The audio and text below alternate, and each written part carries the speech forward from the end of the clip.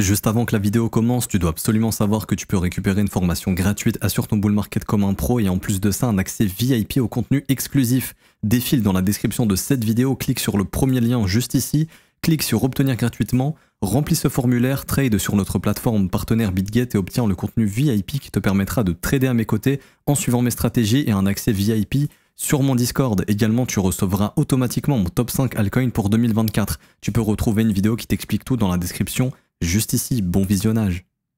Bonjour à tous, j'espère que vous allez bien. On se retrouve pour le brief du mercredi 14 février 2024. On se fera un petit point Bitcoin, Ethereum et vous avez choisi en commentaire de faire gagner le PIT contre, je ne sais plus c'était quoi, CFX. Donc je remets en jeu Caspa contre CFX. À vous de choisir en commentaire soit le CAS, soit le CFX pour une prochaine analyse et aussi à me proposer des analyses d'altcoin et également des idées de Versus, vous savez, le nouveau système que j'ai mis en place contre BTC, donc n'hésitez pas. Également, superbe nouvelle, on a un concours avec BitGet qui vient d'être mis en place, donc l'événement c'est du 13 au 27 février, donc je l'ai déjà mis sur Twitter, mais je vous en parle sur YouTube. Il y a un iPhone 15 à gagner, enfin il y a des iPhone 15, des Apple Watch Series 9 à gagner. Il y a de la merch aussi, donc c'est-à-dire des sacs, des maillots, le trophée The Best, etc. Je vous mets le tweet en commentaire épinglé, mais c'est très simple. En fait, il vous suffit de vous inscrire sur BitGet via notre lien partenaire. Si c'est déjà fait, il n'y a pas de problème, il n'y a pas à le refaire. Les conditions, c'est simple, c'est avoir un volume de trading supérieur à 5 millions pendant la période de l'événement. Ça vous rendra éligible à l'obtention de l'Apple Watch. Et si vous faites 20 millions de volume ou plus pendant l'événement, ça vous fera une obtention de l'iPhone 15. C'est limité à 50 personnes. Ok, moi je pense que c'est pas mal de cadeaux. Donc voilà, si jamais ça vous intéresse, je vous mets tout en description et en commentaire épinglé. Et également, je vous mets le tweet si jamais vous voulez venir. Et également, vous avez un concours pour gagner, comme j'ai dit, de la merch. Donc ça, il n'y a pas besoin d'exécuter énormément de volume. Il vous suffit simplement d'être inscrit via notre lien partenaire. Et je ferai un tirage au sort. Et les gagnants, vous recevrez chez vous les sacs, les maillots BitGet, etc., etc. Alors du coup, le BTC qui est changé de graphique juste ici. Alors hier, j'avais complètement oublié le CPI, j'avais pas regardé le calendrier économique. Donc hier, on a eu le CPI qui était un peu au-dessus des attentes. Enfin oui, au-dessus des attentes. Est-ce que je l'ai ici? Normalement, c'était là.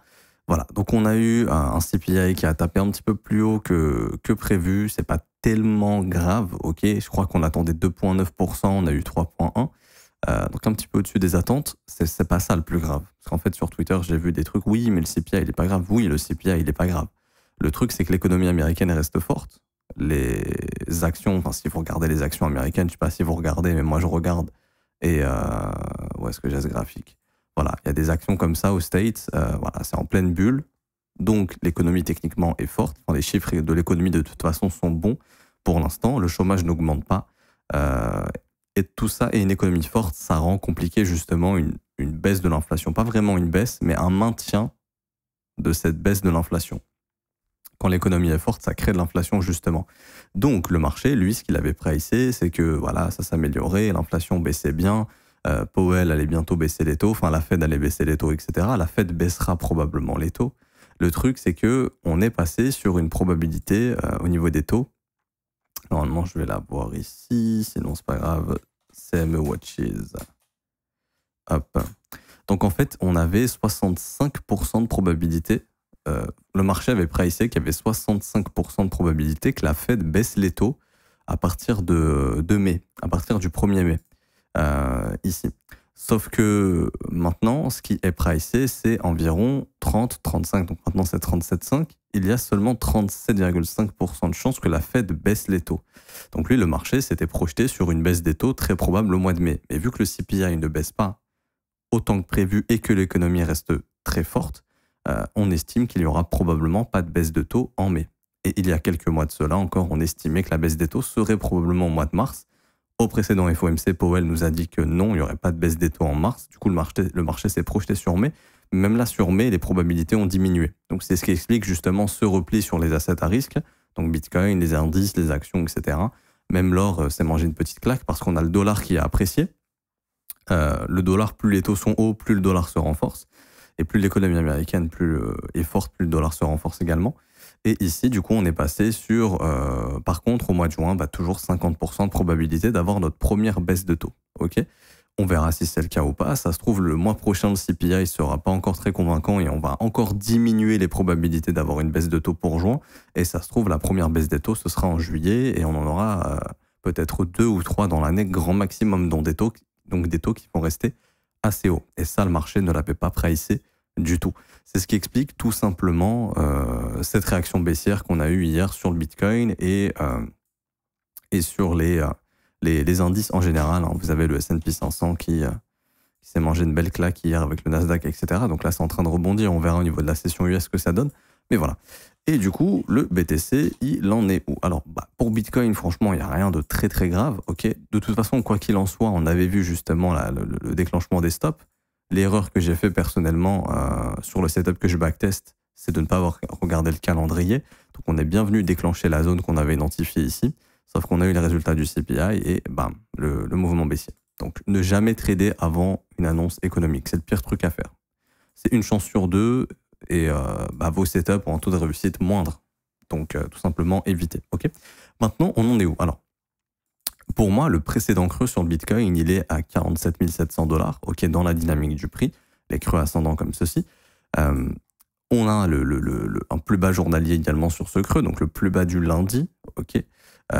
Faut bien prendre en compte que généralement, le plus bas du lundi peut se faire chasser. Donc là, ce qui va être important de surveiller pour moi, c'est de voir le maintien de ces imbalances qu'on voit ici dans la zone de rechargement.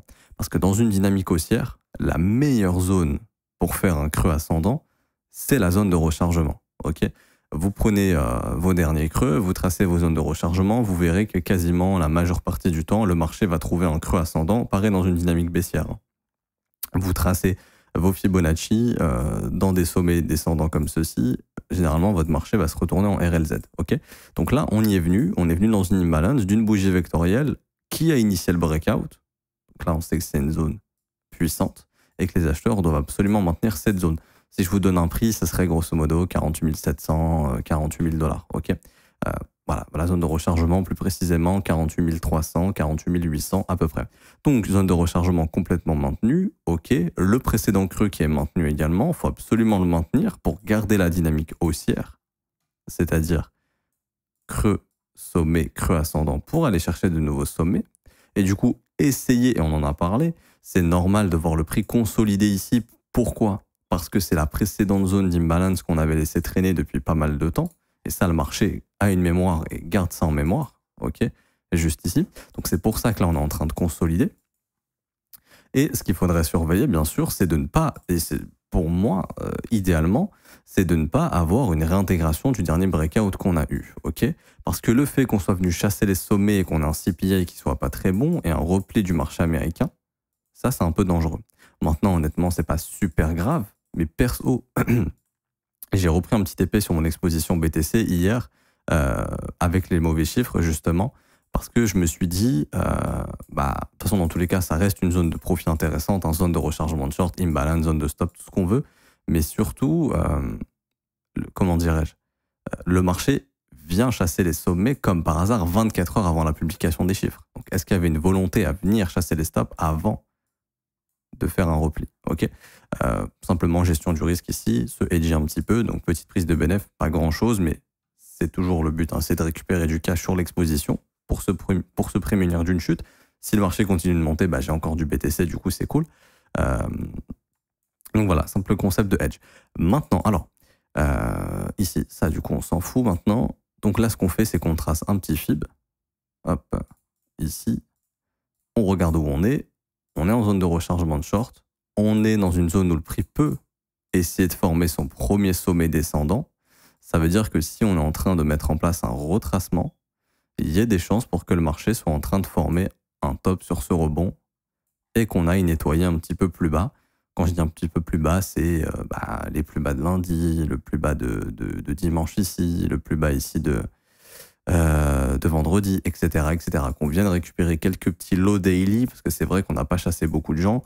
Également, au niveau de l'order flow, on avait vu qu'il y avait beaucoup de gens qui s'étaient positionnés sur les contrats dérivés, que ce soit long et short, mais les acheteurs sont positionnés, les acheteurs et vendeurs sont positionnés dans ce rectangle. Et donc, tant que ce rectangle est maintenu, les acheteurs sont tranquilles, n'ont pas la tête sous l'eau. Mais là, on commence à rentrer dans le rectangle. Donc, on voit que ça a pas mal paniqué. Ici, il y a beaucoup de gens qui ont fermé leur position. La question, c'est est-ce qu'il y a encore du jeu pour aller plus haut et continuer ce rallye? Donc à ce moment-là, on maintient la zone de rechargement et on y va. Ok. Si on ne maintient pas la zone de rechargement, pour moi, ça lancera un nettoyage. Pourquoi? Parce que, bon, déjà, il y a plein de creux ici qui attendent d'être chassés sous les 46 600, mais surtout parce qu'il y a plein de gens qui sont longues et short. Encore une fois, je le rappelle, longues et short. Mais si on passe sous ces niveaux de prix, c'est les longues à ce moment-là qui risquent de se faire liquider. Et ça déclencherait un mouvement baissier. Ok. Donc, pour résumer, il faut absolument maintenir la zone de rechargement, ici, d'achat. Si elle est maintenue, pas de problème, on formera un creux ascendant et on continuera. Donc c'était une bad news, voilà, mais le Bitcoin est tellement fort qu'il continue son rallye, il s'en fout. En revanche, si on est en train de vraiment de faiblir avec ces bad news, entre guillemets, etc., on trouvera probablement un top sous ces sommets, potentiellement, pour commencer à aller chasser un petit peu de stop loss. Et comme je vous dis, hein, des stops, il y en a pas mal. Si je retire l'indicateur juste ici, alors, tac. Mais si on regarde, voilà, il y a quelques creux ici qui traînent, qui seraient de bonnes cibles à venir déclencher, donc sous les 46 600. Ici, peut-être en 4 heures, j'y verrai un petit peu plus clair. Ouais, déjà, ça me paraît bien déjà de venir chasser ces creux ici. Et du coup, comme on en a parlé, si jamais ça réintègre ici, venir combler les premières imbalances daily, 46 700, 45 600, pour initier un creux ascendant, un simple pullback. Hein. Ici, pour faire une continuation, puisqu'on a la grosse résistance qui a été cassée. Donc, en théorie, si on est bullish, c'est censé être maintenu. En tout cas, ce qui pourrait être annonciateur d'un mouvement correctif, c'est prendre le plus bas d'hier et former la pattern de retournement baissière ici. Ça, pour moi, ça annoncera un dip qui ira, je pense, récupérer les stops au moins sous 46 600. Tant qu'on ne perd pas la zone de rechargement, let's go, on continue ce rallye. Pas plus de choses à dire, honnêtement. Ici, ça avait été pris ce sommet, ok, donc prochaine zone de stop, 50 500 $. Est-ce qu'en 15 minutes, on a laissé traîner quelque chose ou pas du tout? Non, j'ai pas vraiment l'impression. Ok, donc un petit peu à voir comment on va réussir à se comporter le BTC. Ici, il y avait une bonne petite zone de rebond pour ce matin. Hop, accumulation des stops, imbalance ici, on les prend, hop, petite mèche. Donc à voir si cette zone tient. Si elle tient, c'est annonciateur de continuation pour faire de nouveau plus haut comparé à ce qui a été fait cette nuit. En revanche, si ça ne tient pas cette zone, ok, ça retracera plus et on reviendra probablement vers les creux, vers les lows qui ont été trouvés hier. Pas plus de choses à dire pour le BTC. On peut switcher sur Ethereum juste ici. Donc ETH, bon, on avait vu, c'est la dernière zone dans laquelle on peut trouver un top, ok, avant d'aller chasser le plus haut. C'est vraiment pour les vendeurs, c'est la dernière zone à défendre ici, puisque tous les stops intermédiaires ont été chassés. Donc ils vont défendre cette zone. Petit M-top qui s'est formé. Bon, on avait vu hier en 15 minutes la cassure ici du dernier creux qui pouvait indiquer un sommet descendant. C'est ce qui a été fait ici. Bon, après, il y a le CPI qui a aidé. On a eu un petit retracement. On est venu chasser quelques stops qui traînaient ici. Donc, les stops ont été récupérés, hop, comme par magie. Et là, le marché commence à vouloir reprendre de la force. On a une contraction sur le prix. OK. Donc, il y a un fake move probablement qui va se mettre en place avant la vraie direction. C'est-à-dire, par exemple, si on fait ça et que ça réintègre, c'est pas bon, c'est bearish. Si on fait ça et que ça réintègre, c'est plutôt bullish et ça sera synonyme de continuation haussière. Le plus bas de lundi doit être ici d'ailleurs. Quoique non, je me croyais lundi, mais on est mercredi, déjà ça passe vite. Le plus bas de lundi, Monday, il est là. Il est ici, ouais, il est bien loin, 2460. Bon, ça me paraît loin pour l'instant.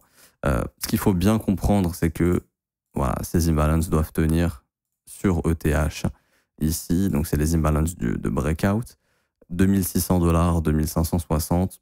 Si ça cède, on commencera à retracer un peu plus bas et là, ça ouvrira potentiellement les portes à aller chasser plus de creux parce que là, il y a beaucoup de stops à 2460. Il y a beaucoup de stops à 2430. Il y a beaucoup de stops à 2400. Donc, ce sera annonciateur d'un mouvement de retracement. Donc, Bitcoin va un petit peu nous donner la direction, je pense. Pour moi, surveiller aujourd'hui cette contraction sur le prix. Donc là, on a les stops vendeurs qui s'accumulent, on a les stops acheteurs. Hop. Si jamais le marché décide de d'abord venir chasser les stops au nord, venir combler la petite imbalance qu'on a ici et qu'on réintègre, bien sûr, il faut réintégrer. Si on ne réintègre pas, il n'y a pas de souci. Mais si jamais on réintègre, c'est un peu plus bearish, ok? Ça voudrait dire mouvement baissier, on accumule des stops, on rebondit, on les récupère, on continue le mouvement baissier et on continuera de retracer dans les zones de rechargement, enfin les zones d'imbalance précédentes, donc 2500, 2490. Donc c'est ce que je vais surveiller sur ETH. Je trouve le graphique un peu plus clean sur ETH, honnêtement, sur cette contraction ici. Donc wait and see au niveau de la direction. Est-ce que d'abord on chasse les stops au sud ou au nord? Ça serait le scénario plutôt bearish. Et ce qui serait bullish, ça serait d'abord faire ça. Ok. Voilà, wait and see sur ETH. Et comme je le dis, si on casse et que ça réintègre pas, let's go, on va chasser les plus hauts ici, 2190, et puis on ira faire un nouveau plus haut, au-dessus des 2720, et on sera bon. Également, vous devez surveiller, j'en ai fait un short hier sur YouTube, c'est super important. Je crois de mémoire, hier, j'utilisais x15 divisé par 15. Ouais. Ici, en mensuel, on arrive sur le point haut de l'imbalance mensuel. Ok. Pour moi, casser ce niveau, donc les 2700, allez, 11 $, on va dire, donnera la résolution du premier arrêt, qui pour l'instant n'est toujours pas résolu, hein, parce que là, la bougie mensuelle, elle est au-dessus, mais à tout moment, la clôture en dessous, bien évidemment. Et la cassure de l'imbalance, donc des 2700, pour moi, confirmera le breakout ici du premier arrêt de l'imbalance. Et donc, à ce moment-là, il y a tout ce qu'il faut pour avoir une appréciation du prix en amont des ETF. Et vous connaissez la règle, un Ethereum qui casse le premier arrêt, enfin un marché, mais bon, ici c'est Ethereum qui casse son premier arrêt a de grosses probabilités de venir chercher les 61,8, donc les 3300 $. Également, en weekly, il y a pas mal de niveaux de sommets à chasser, donc dans cette zone de rechargement de short. Donc personnellement, si pour moi on s'affranchit des 2700 $, donc de l'imbalance mensuel, je pense que pour les ETF, on essaiera de ramener le prix entre 3300 et 3600 $. Voilà, c'est un petit peu les objectifs que j'ai pour l'ETF d'Ethereum. S'il est accepté, s'il est approuvé, bien évidemment, ce sera au mois de mai. Donc là, on peut mettre sur le graphique ici une approbation potentielle. Normalement, ça devrait être mi-mai, donc le 24, quelque chose comme ça, maximum. Donc là, je l'ai mis au 27, mais voilà, l'ETF devrait arriver avant cette date. Et pour faire un sell de news et livrer le prix, une localisation intéressante, pour moi, ça serait ici. Ok. Donc 3300, 3600 $. Pour ça, il faut péter le premier arrêt. Et bien sûr, l'imbalance, le niveau le plus important en 2007. Si ça pète pas et qu'on est en train de former un top, bon bah là, c'est retournement de marché et derrière, on peut se retrouver sous les 2000 $, etc., etc. Donc, il faut vraiment que ce niveau cède ici et qu'on soit pas en train de dessiner un top sur Bitcoin ni sur Ethereum. Donc, vigilant sur ces niveaux. Ça, je voulais écrire au TH. Je voulais juste remettre... Hop, mon autre chart. Pas plus de choses à dire pour OTH non plus. Et du coup, Pit, alors, un peu comme TIA, mais beaucoup plus fort. Ok, donc faites attention parce que je crois qu'il y aura une release de token. Je vais vérifier ça, mais normalement, oui. 15% unlock, ok. Je suis pas connecté. Ok, non, je suis plus connecté, je me reconnecterai. Mais du coup, voilà, j'ai plus les data ici. Bon, c'est pas grave, on va aller sur Dropstab. Dropstab les a également. Alors, ce que vous devez regarder, c'est la tokenomics. Ok, c'est hyper important parce que la tokenomics, c'est quoi? Ça vous permet justement de voir si le projet sur lequel vous investissez, il y aura beaucoup d'inflation, beaucoup de release de tokens, donc des gens qui peuvent vous dumper dessus. Parce qu'il y a des gens qui ont investi dans des pre-sales, donc avant que ça soit disponible sur les exchanges. Ok. Il faut savoir qu'en mai 2024, on a 141% du market cap qui va être dilué. C'est énorme. Et tous les ans, on aura 140% du coup, enfin, du market cap actuel, mais on aura 2,12 milliards de tokens qui seront dilués une fois par an, et ça jusqu'en 2027, et c'est toujours au mois de mai. Ça veut dire quoi? Ça veut dire qu'après mai, ça a très peu de chances de continuer de pumper. Ok, on a encore 3 mois devant nous de spéculation. Vous voyez, ici, on a un circulating supply de 1,5 milliard. On va nous release 2 milliards 120 millions de tokens. Donc plus de tokens qu'on a actuellement. Donc en gros, l'inflation, elle va doubler, elle va faire 140%. C'est énorme, c'est beaucoup trop. Ok, c'est vraiment beaucoup trop. On a une FDV, donc une market cap diluée, si on prenait tous les tokens, à 6 milliards 680 millions. Ça veut dire quoi? Ça veut dire que le jour où ce projet a dilué tous ses tokens, pour avoir le même prix qu'aujourd'hui, il faut plus 1 milliard de capitalisation, mais il faut 6 milliards 680 millions. Donc il faut 6 fois plus. Ok, donc ça, pareil, c'est un peu un frein. Maintenant, dans un point de vue spéculatif, c'est très bien. Ok, pour de la spéculation. Jusqu'au mois de mai, jusqu'au unlock, donc là c'est le 20 mai, si je dis pas de conneries, donc il y a le temps encore, si je mets ici un petit trait. Le 20 mai, je revérifie pour être sûr, parce que c'est vrai que j'ai pas fait super attention. Hop. Mais je crois que c'est le 20 mai, si je dis pas de conneries. C'est bien ça, c'est le 20 mai. C'est tous les 20 mai de chaque année, il y a 140%, enfin 2 milliards 120 millions de tokens dilués. Ok, du coup c'est loin. Actuellement le prix il est comment? Donc là je vais l'écrire, hein, mais token dilué, enfin, diluation, hop. C'est la grosse inflation. Je vais juste réduire ici. Ok. La dynamique du prix, elle est comment? La dynamique du prix, elle est haussière. Ça, il n'y a pas de problème. Là, le prix, il est dans un mouvement haussier depuis qu'il a trouvé son creux début janvier. La saisonnalité nous dit généralement buy when it's now, sell in May and go away, donc achète en hiver et vends au mois de mai. Ça tombe bien, en plus, le mois de mai, c'est la dilution des tokens. Bien évidemment, on ne va pas dump le jour même. On ne va pas top le jour même, hein. On peut top avant, parce qu'il y a des investisseurs qui vont se préparer à cette dilution de tokens avant. Donc, là, actuellement, vous vous rappelez, hier, je vous ai reparlé des 3 types de momentum qu'on a. Le momentum fort, donc la phase verte. Ok. Ensuite, on a le momentum faible, donc la phase orange, qui précède un top ou non. Comme je vous dis, généralement, ça peut être juste un moment de faiblesse avant de retrouver de la force et de repartir sur une phase verte. Et donc, ça, par exemple, si on est dans la phase orange à l'approche de la dilution des tokens, je doute qu'on aura, comment dirais-je, je doute qu'on aura une phase verte en plus derrière. On se rapproche de la phase rouge. Et la phase rouge, c'est quoi? C'est vraiment, on est très proche d'un top. Donc là, très généralement, voilà, le marché est à top. Et on est dans cette phase baissière et il n'y a plus de cycle haussier. La phase verte, le momentum est fort. Le marché ne réintègre pas ses breakouts. OK. Phase orange, on réintègre les breakouts. Et la phase rouge, on casse les creux précédents. Ici, et donc on forme des sommets descendants et le marché se retourne. Ok, très bien. On est dans quelle phase ici? On est clairement dans la phase verte. Si je me mets genre en 4 heures, actuellement, peut-être en 12 heures, on verra mieux. Ici, moi je vois un marché qui fait des breakouts, les réintègre pas, fait des breakouts, les réintègre pas. Petite faiblesse ici sur le momentum, mais encore très légère, mais toujours très haussier. Ok. Donc perso, je vois rien de baissier pour l'instant sur PIT. Ok. Si on voulait avoir un objectif mathématique, ce serait simplement une extension ici, 161,8 et je pense qu'on va arriver dedans. Donc entre 76 centimes et 89 centimes, ça peut être intéressant de prendre des bénéfices, un objectif mathématique. Depuis qu'on est venu prendre le sommet des 55 centimes, ici, ok. Maintenant, au niveau du comportement du prix, comme je le dis, c'est toujours fort. Pour l'instant, c'est difficile de se projeter, honnêtement, sur des objectifs. Après, on peut avoir ici, pareil, de la continuation. Hop, AB égale CD. Pareil, ça nous ramène sur des objectifs ici dans la garage zone, donc aux alentours des 83 centimes. Également, vous avez les chiffres ronds psychologiques, bien évidemment. Vous avez également les chiffres ronds sur la capitalisation, c'est-à-dire, par exemple, 2 milliards de market cap, 3 milliards de market cap, etc. Donc ça, c'est un truc que vous pouvez regarder également. Actuellement, ça serait autour des 1,20$ à peu près, je crois, si je dis pas de conneries. On vient de voir ça sur Dropstab.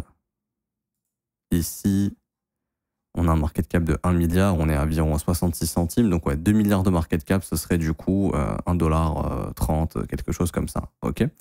Donc, ça aussi, c'est des niveaux à noter, en plus des chiffres ronds psycho. Et donc, votre objectif, si vous êtes dans le train, c'est de choper de la profitabilité sur la montée, c'est-à-dire de mettre des ordres de vente de plus en plus haut et de laisser le train monter parce que le train va vraiment être déchargé à l'approche de la dilution des tokens. OK. Quand on se retrouve avec 2 fois plus d'offres en circulation, bien sûr que c'est bearish pour le prix. À part s'il y a une énorme demande, genre la demande est énorme, elle est insane, ça peut gommer l'inflation, mais il faut une énorme de malade. Et ça, on verra bien si on l'a. OK. Maintenant, pour ceux qui veulent essayer de trouver une entrée intéressante, pour moi, il va falloir regarder où est-ce qu'il est votre dernier creux. OK. Le dernier creux, pour moi, qui initie ce mouvement aussi, il est là. OK. Vous prenez votre FIB, et vous laissez le marché monter. Vous laissez le marché monter, vous le laissez monter, vous le laissez monter. Il y a de grosses probabilités qu'une fois que ça top, je ne sais pas où sera le top, mais quand ça va topper ici, qu'on ait un retracement potentiellement dans la zone de rechargement. OK. Donc votre zone d'achat, ça sera la zone de rechargement. Et vous aurez une invalidation au niveau du dernier creux, parce que si on casse le dernier creux, il y a un problème dans la dynamique du prix et on serait probablement en train de former un top. OK. Donc voilà, ça c'est ce que vous devez faire. Chaque fois, je vous laisse regarder, mais vous tracez vos RLZ. Au niveau des derniers creux, par exemple, là, c'était le dernier creux. On trace à RLZ juste ici. Voilà, on est venu dedans. Bam, on est reparti. OK. Donc ça, c'est ce que vous devez regarder. Les plus court terme d'entre vous vont regarder les zones de rechargement sur du court terme. Mais ces creux-là peuvent se faire chasser, ok? Mais par exemple, je sais pas, je vous donne un exemple ici. Imaginons, hop, là par exemple, le prix peut très bien revenir dans cette zone de rechargement ici et continuer son mouvement, ok? Mais là, c'est un creux horaire. Je sais pas si c'est le creux daily que je viens de prendre, je vais regarder. Non, c'est pas ce qui me semblait, ici. Donc vous avez aussi la dynamique vraiment court terme ici où vous avez des entrées un petit peu plus agressives, on va dire, mais voilà, avec des invalidations ici et des continuations haussières, ok? Donc là, le prix, entre guillemets, c'est pas hyper important parce qu'on peut continuer de pumper, ça se trouve, on n'est pas en train de former un top ici, j'en sais rien, mais ce serait grosso modo 61 centimes, 59 centimes avec une invalidation 57, parce que si on perd ce creux, ça peut nettoyer plus bas, et à ce moment-là, ça viendra chercher plutôt la zone de rechargement du mouvement daily ici, ok? Voilà, mais vous pouvez essayer de découper un petit peu le prix en horaire. Maintenant, pour ceux qui sont dedans, enjoy et prenez vos bénéfices justement sur la montée des prix. Et pour moi, holder ça à long terme, c'est une connerie, ok? Je dis pas que ça va jamais performer. Je dis juste que déjà dans 3 mois, il y a une grosse inflation et que tous les ans, ça va être comme ça. Donc, ce qui est plutôt intéressant sur ce genre de projet, c'est pas être acheter. En fait, pour vous donner mon avis, je m'arrêterai là-dessus. C'est pas un projet où on peut acheter tranquille et holder 3 ans. Ok, ça pour moi, c'est un projet qui doit se manager avec de la gestion du risque. Il faut avoir de l'expérience. Pourquoi? Parce que ces grosses inflations de tokens vont créer des cycles dans des cycles. Je m'explique. On peut être dans un cycle haussier qui peut durer 2 ans, par exemple, mais au sein de ce cycle, vous aurez probablement des grosses corrections et ensuite des remontées. Ok, des grosses corrections, des remontées, etc., etc. Pourquoi? Parce qu'à l'approche de ces tokens et ces diluations de tokens, quand ces tokens vont être dilués, tout simplement, il va falloir absorber ces tokens vendus et ça va créer beaucoup d'offres et donc ça va faire un repli sur les prix. Et donc vous, si vous êtes holder long terme que juste vous les vendre dans 2-3 ans, en fait, vous allez louper plein de phases de hausse, des phases de baisse où ça peut faire moins 60, moins 70, et puis refaire des phases de hausse, etc. Donc c'est pour ça, si vous savez trader, vous allez pouvoir prendre des bénéfices quand ça augmente. Quand on a la dilution des tokens, attendre qu'il y ait une aspiration, qu'il y ait une baisse de volatilité qui vous confirmera que c'est bon, on aspire tout et qu'on est prêt à repartir, racheter à ces niveaux-là pour reprendre des profits sur une montée, vous aurez une rentabilité beaucoup plus importante. Alors qu'il y a des projets, par exemple, qui ont déjà une dilution de token qui est quasiment au maximum et qui, eux, ne vont probablement pas subir ici ces grosses phases baissières dans lesquelles il y aura beaucoup de tokens qui vont être alimentés, enfin qui vont être disposés au marché, qui seront potentiellement vendus. Parce que là, il y a des mecs qui ont fait la pre-sales. Je sais pas c'est à combien la pre-sales, honnêtement, faudrait vérifier. Est-ce qu'on a les informations ici? Non, on les a pas. Mais voilà, faut se dire qu'il y a plein de mecs qui potentiellement vont pouvoir vendre. Private Round, Protocol, ok. Ecosystem Growth. Je sais pas d'ailleurs si ça va se faire en un jour ou si ça va se faire durant toute l'année ici. Parce que je vois Private Round, etc. Ça serait à voir. À voir aussi comment va être déclenchée cette inflation. Est-ce que ça va être le jour même ou est-ce que ça va se faire... je crois que non, ça va se faire sur une période... à partir du 24 mai, ça va se faire progressivement jusqu'à la prochaine période peut-être. Ça, faudrait que je regarde, mais malheureusement, là, je suis pas connecté sur comment ça s'appelle, sur Token Unlock. Mais ça, faudrait regarder également de votre côté. Est-ce que vraiment le jour J, tout va être release ou à partir du 20 mai, on va avoir une release progressive? Là, j'arrive pas à trouver les infos directement. Ça aurait été intéressant ici.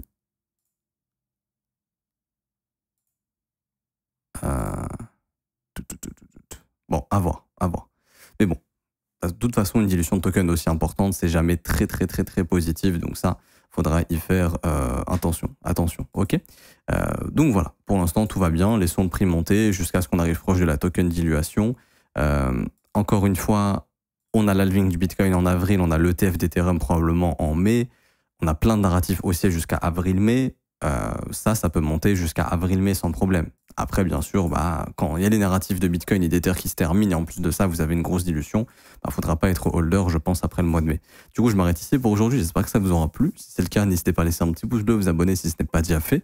Également, vous avez une formation gratuite qui vous attend en commentaire épinglé. Donc, c'est le premier lien en commentaire épinglé. Ça vous ouvre notre petit formulaire. Vous vous inscrivez sur BitGet via notre lien partenaire. vous mettez votre mail, vous mettez votre identifiant BitGet sur le formulaire et vous recevrez votre formation gratuite. Également, je vous rappelle les gars, vous avez le concours pour gagner un iPhone 15, enfin des iPhone 15, des Apple Watch Series 9. Ça dure du 13 février jusqu'au 27 février. Vous avez les conditions sur le tweet, tout simplement. Encore une fois, je vous force pas du tout à overtrader. Si vous savez que vous n'êtes pas capable de déclencher ces montants, les gars, ça sert à rien d'aller trader pour vouloir déclencher ces montants. Je sais juste qu'il y a des personnes qui tradent beaucoup de montants par mois et du coup, ils sont pas au courant justement qu'ils sont éligibles à ce genre de produit. Du coup, c'est plutôt cool pour eux, ok. Et puis pour ceux justement qui ne peuvent pas déclencher de gros montants, on vous met en place quand même de la merch, donc des sacs, des maillots, etc., BitGet. Donc c'est plutôt cool. Également, si vous voulez vous former à mes côtés, vous avez aussi le VIP que vous pouvez rejoindre complètement gratuitement. Donc là, en fait, il vous suffit simplement de trader sur BitGet pendant 3-4 jours. Des petits montants, ça fonctionne.